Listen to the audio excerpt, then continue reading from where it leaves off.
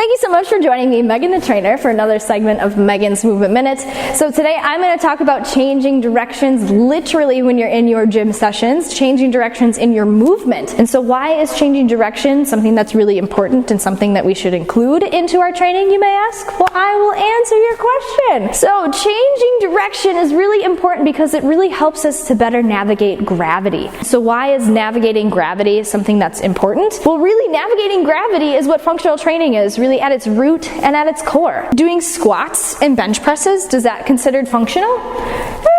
Technically, you are still navigating gravity, but really we want to talk about changing directions while navigating gravity. We stay in one plane of motion for that squat. We stay in one plane of motion for that bench press.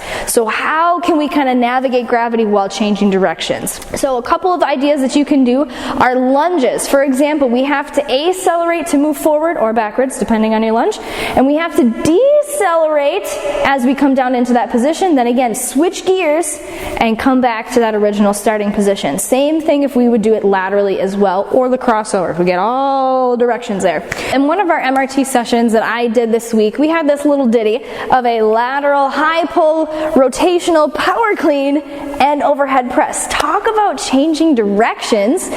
So really changing directions is what is really going to help us to better navigate that gravity in our everyday life. But now, does that mean when you come into the gym you have to do the crazy things that sometimes I do in MRT? Absolutely not. You can definitely progress to that point if that is something that you want to do. By all means, we can help you get there. But functional training does not have to look complicated. It does not have to involve multiple steps. But again, at its root core is really just navigating gravity, because we all do it every day as we walk.